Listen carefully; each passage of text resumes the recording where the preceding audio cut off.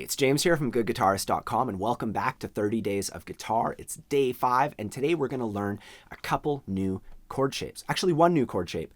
We're going to start with E minor, which we've been playing this whole time. That was the very first chord that we learned. And from this E minor chord, we're going to switch to C major 7. To do that, we want to lift our index, and then we're going to put our ring finger down on the 3rd fret of the A string. And in order to get there, we need to kind of rotate our palm like this. So we got to bring our elbow in, and that'll make it so much easier to reach. And then when we switch back to E minor, we just kind of rotate back. We put our elbow out a little bit. So just try that. From E minor, we lift our index, we bring our elbow in, and that lets us get our ring finger down on the 3rd fret of the A string. This is a C major 7 chord. And then we rotate back. And when it comes to strumming the C major 7 chord, we want to avoid the thickest string. It's fine if it's there, but it makes it a little bit dark sounding. Something that you can do is you can put your ring finger so that it's lightly touching the underside of that thickest string, and that'll mute it. Muting excess strings is like a critical skill.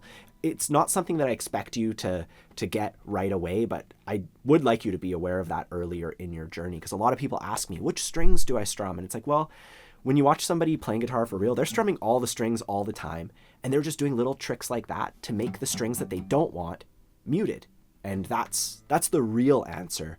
But at this point of your journey, it's a little much, so if it's too much, don't do it. I actually wouldn't even really recommend. I'm kind of on the fence. I want you to be aware of it, but I don't want you to focus too hard on muting that excess string. So if it rings out, it's not a big deal. And we're going to apply that process that we've been utilizing and that we talked about yesterday, where we do some silent switching first. So we're on E minor, and then we silent switch, focusing on those steps, bringing your elbow out and adding our index, removing your index, bring your elbow in, add your ring, and just silently go through that. Make it feel good. Make sure that your thumb is in a good spot this whole time. Your thumb kind of rotates a little bit with your hand, but it should still be pointing up as much as you can.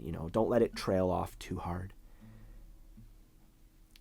And from the silent switching phase, we can move into the chord switching game, where we go 1, switch, switch, switch, 1, switch, switch, back, E minor, switch, switch, switch, C major 7, switch, switch, back. And then we do round 2 of the chord switching game, where we go 1, 2, switch, switch, 1, 2, switch, back. If you can tap your foot while you do this, tap, tap, 1, 2, tap, tap. This is the time to work on that. When you're in the middle of playing a song, it's a bit much to, add your foot if you're not doing it during these exercises. So always trying to incorporate just that little extra bit, but not essential. 1, 2, switch, back. And then we would do round 3, where we strum on 1, 2, 3, and then we switch on beat 4.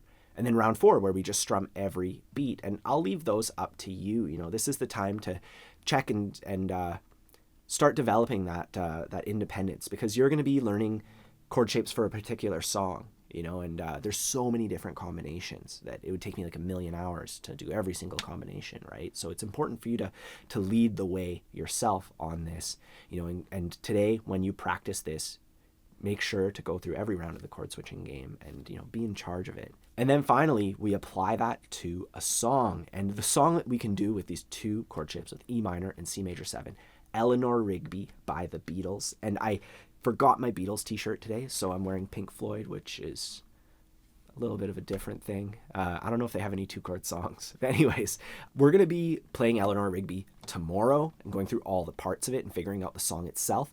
Today, I just want to do like the kind of the chorus part, oh, look at all the lonely people, because that part is the most straightforward, and it's gonna help us work on these chord shapes a bit better. And that section begins with a C major 7 chord. It actually begins with 2 measures of C major 7. A measure means counting to 4. So 1, 2, 3, 4. That's one measure. And we're going to count to 4 2 times. That gives us 2 measures.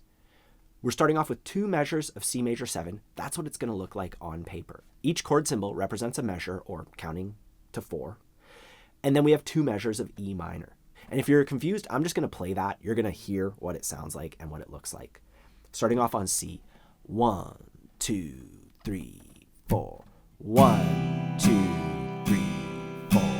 1, 2, 3, 4. E minor. 2, 3, 4. 1. Then we go back to C, back to the start.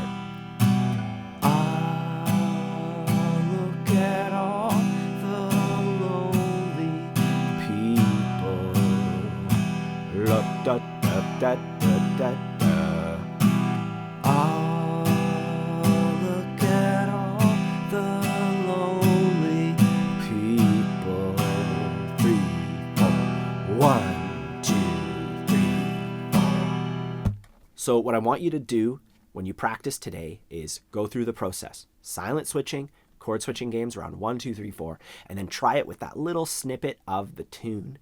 And then tomorrow we're going to move forward. We're going to actually start playing through the song, through the verse and all the other sections, which is going to require some other stuff, navigating through the chord chart and everything. That's what we're going to be learning tomorrow.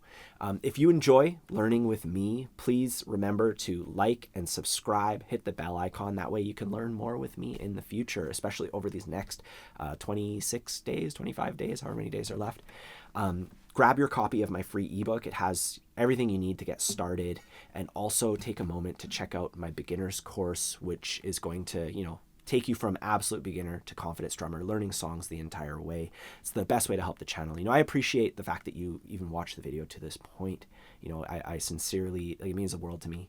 Either way, have a fun time practicing, and I'll see you tomorrow.